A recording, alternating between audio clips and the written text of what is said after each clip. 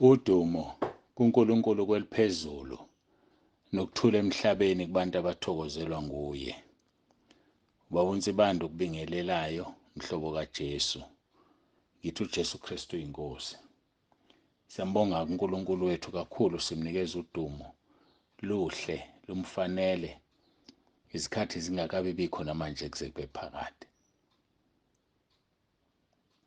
Ngiyacela ke bangcwele ukuba siguqe sikhuleke.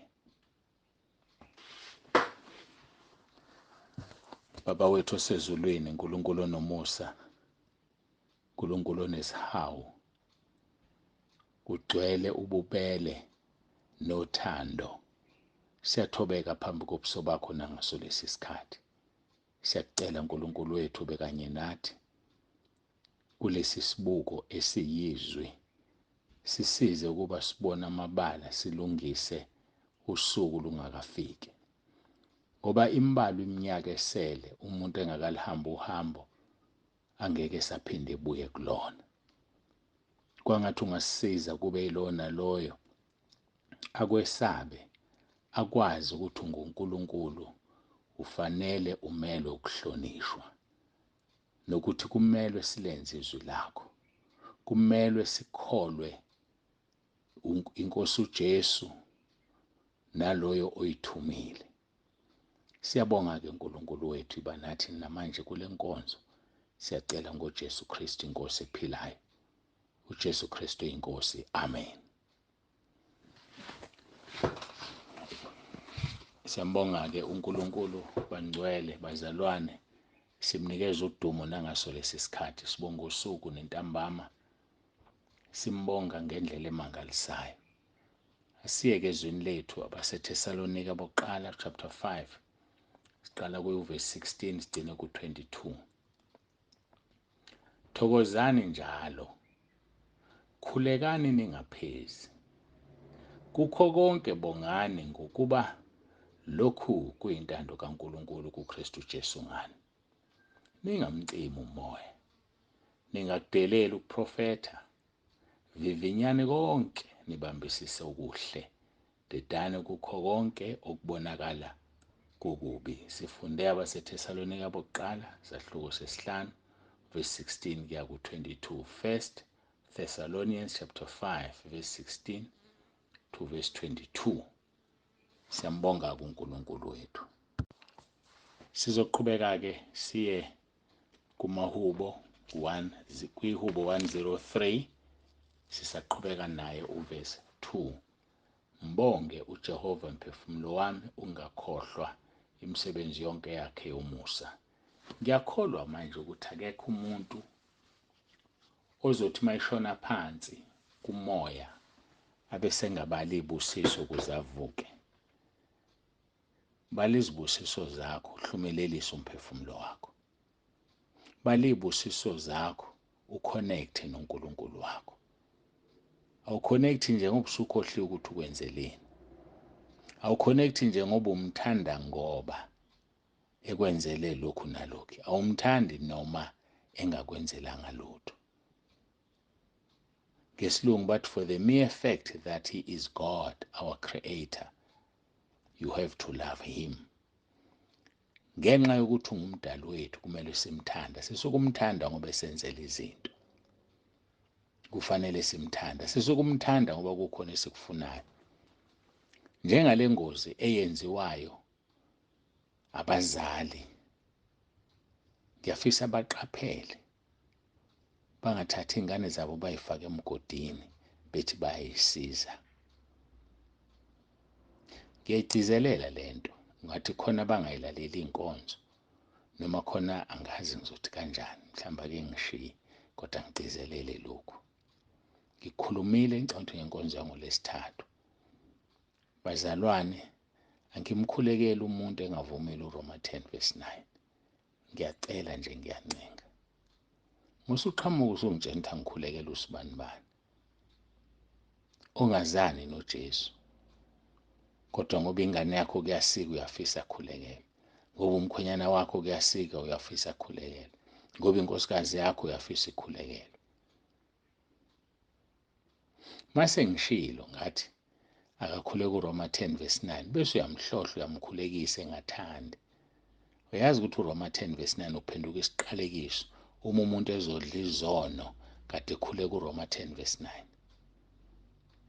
Musuphoqa izingane zakho kuRoma 10 verse 9 insindisi ingakafiki. Musukubaphoqa bengathandi. Benzise kodwa mayingafuni miyeke. Ngoba uma semkhulekile uRoma 10 verse 9 wawuthola umsebenzi. Wayithola into abeyifuna. Abesebuyela emuva ezonweni zakhe. NoRoma 10 verse 9 uzoba isiqalekiso. Kuyoba ngcono kube ubengazange azalwe kunokuthi azalwe akhule kuRoma 10 verse 9 bese buyela ezonweni. Ngiyafisa nje ukuthiphisa labo bantu ngenxa yokuthi bajahile bafuna ingane zabo kuhambe kahle bese beziphoqa bezishisa uRoma 10 verse 9. Ngiyayibona ingane encane ezincane zilungile o12 13 o8 9 kulungile kodwa umuntu wathi 17 18 19 Mike indicator ukuthi akafuni ukukhule kuRoma 10 verse 9 miyeke ngoba momphoqa abesedla izono kade khule kuRoma 10 verse 9 lizoba limbi ikusasa lakhe kunendlela ebeliyoba yilona ngoba uRoma 10 verse 9 uphenduka isiqalekiso. So ngiyacela ungabi too desperate. Ungabi desperate. Khuleka nje futhi ube nokuqonda ukuthi khona einganeni zakho ezingezukholwa. Bakhona ingane emndenini wakho abangabiziwe. Futhi bakhona emndenini wakho ababiziwe kodwa bakhethiwe. Manje musubaphoqa bonke ubaphoqele ekhethweni. Ngoba uzothi sebuyela umuntu ezindleleni zakhe vele ubengalidalelwanga izulu. Bese shaywa yilo Roma 10 verse 9 umkhulekise yena ngenkani. Asiqhubeke. Mahubo 103 verse 2 mbonga uJehova mphefumulo wami ungakhohlwa imisebenzi yonke yakhe yomusa. Sibhizi ke nehubo 37 ilona esikhuluma ngalo bese ku verse 21 izolo uthi omubi uyatsheleka angabuyiseli kepha olungileyo unesihawu aphane. Olungileyo unesihawu aphane. Ngake ngayixoxa ngidonta ikhalezi lalisanda ukuba khona. Kunezimali uNkulunkulu athe angibapha abantu ukuze ngikhululeke emphefumulweni. Ngeke ngayithinta futhi kancane izolo. Cabanga ukuthi over 30,000. Angazi noma bengiyithinta la noma umuntu ebengikhuluma naye ngisakhumbula. Mali over 30,000. Ngiyamkhumbula omunye owayitele u2,000 rand. Wathi uzoyikhokha ngesikhathi esithize ngamnikeza. Sashaya leso sikhathi wayithulela nje. Ngezwe ukuthi iyangidla le mali. Yaphela inyanga yesibili wathula. Kwafika kimi lo muntu ngifuna ezolweni. Nkosi ngenze njani? Wathi uNkulunkulu muphe. Ngamfonela. Ngathi awundoda ngibona uthula ungathi usukhohliwe ukuthi kunemali. Hayi manje, hayi baba uNsibande washona le wathi mina ayazi khululeka ngiyakupha le mali ungabusayikhokha. Hawu cha angikudikile ngiyakupha nje impela ngenhliziyo enhle ungabe usayikhokha. Mawucabanga lo muntu ophinda eze kuwazotsheleka imali. Waphela khona laba abantu laba asebekwenza umashonisa ubungazalisa imali. Afika atshele ku500 rand umnike. Kudlula inyanga ngesibili ayibuyise. Ithi ingakapheli azofuna u700. Nawe uyazi ukuthi ngoba uyabuyisa uyamnika. Usekwenza umashonisa. La izokushaya khona uzokushama isinkulu. So ke uma wena ethatha u500 rand mkhulu angangawubuyisa thandaza uNkulunkulu ucela ukumupha yona usiyamtshela ngiyazi ngiyakupha lo 500 rand ngeke aphinde sabuye uzofuna enye usuzikhulule mhlawumbe bezonyamalala no3000 wakho kodwa u-500 akanyamalele ngoba umphile ngenhliziyo enhle, kodwa angeke aphinde abuye. Hhayi, siphekwe izwe lithi umubi uyatsheleka angabuyiseli. Umubi uyatsheleka angabuyiseli. Ake siqhumise kuvesi 26.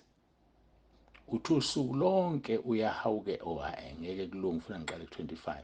Kade ngimusha manje sengimdala, angizange ngimbone olungileyo eshiyiwe, nenzalo yakhe iphanza ukudla. Verse 26 engimfunayo.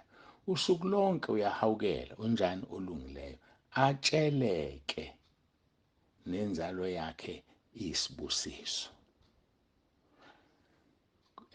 Babhale kabi abahumushi la. Ngithe mangiya kwi-King James Version ngiyolibheka leli ndawo lena. Kuthiwa his descendants are a blessing. Akushiwo inzalo yokuzalisa imali, kuthiwa inzalo yokuzalisa imali isibusiso, cha.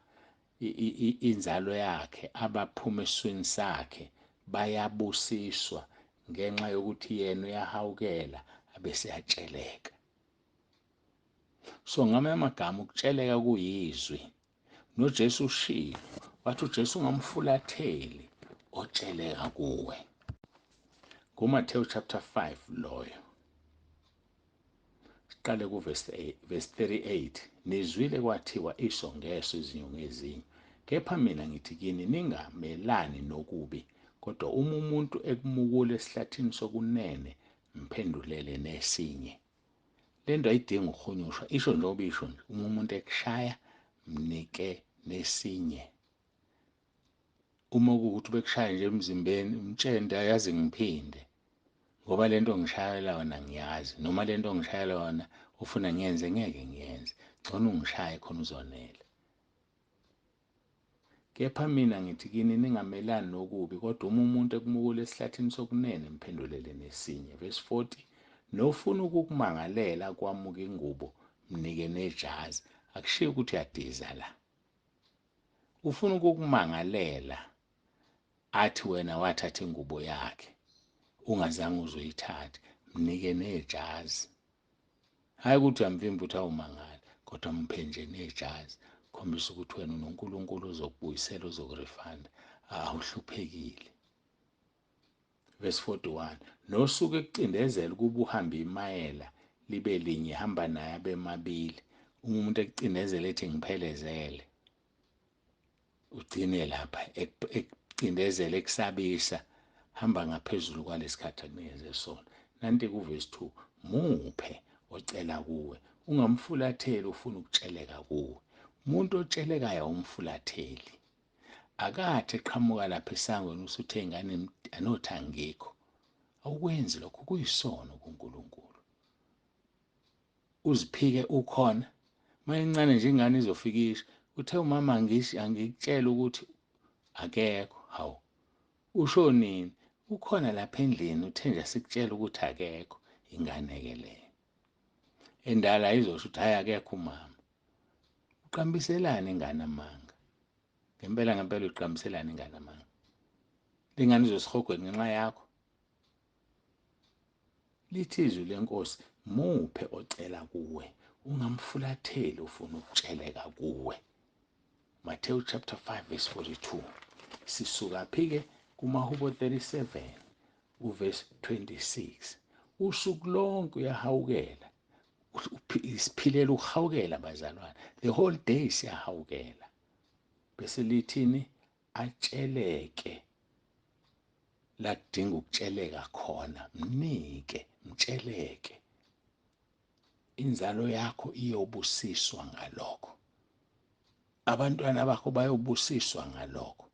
Babusiselwe izinto zenzeli, kube isithelo semsebenzi yakhe emihle. Uthi-ke umbhali wehubo, kade ngimusha manje sengimdala, ngizange ngimbone olungileyo eshiyiwe, ngizange ngimbone kaJehova eshiyiwe.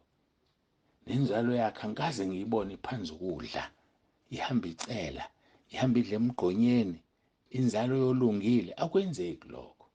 Ngani? Ngoba olungileyo uyahawukela usuku lonke, atsheleke abadinga ukutshelekwa, inzalo yakhe besithola isibusiso. Uyathanda abantwana bakho babusiswe? Yiba nomuntu onesihawu. Tsheleka kubantu banike, inzalo yakhe izobusiswa. Athi uverse 22, ngokuba ababusisiweyo bakhe baza kudla ifa lomhlaba, kepha abaqalekisiwe nguye baza kuchithwa. Ngokuvuma kwenkosi ngicabanga ukuthi mase siphinde siqhubeka soqala kuverse 22. uJesu Kristu inkosi asikhuleke siguqe. uNkulunkulu onomusa, siyabonga kakhulu uthando sithanda ngalo. Usifundisa indlela yokuphila nendlela yokukholwa nendlela yokuhlalisana nomakhelwane bethu. Busisa kube lona loyo olalele. Siyabonga ngoJesu Kristu inkosi ephilayo. uJesu Kristu inkosi. Amen. Baba uNsibande ovalelisayo, uthi ube nentambama enhle. uJesu Kristu inkosi.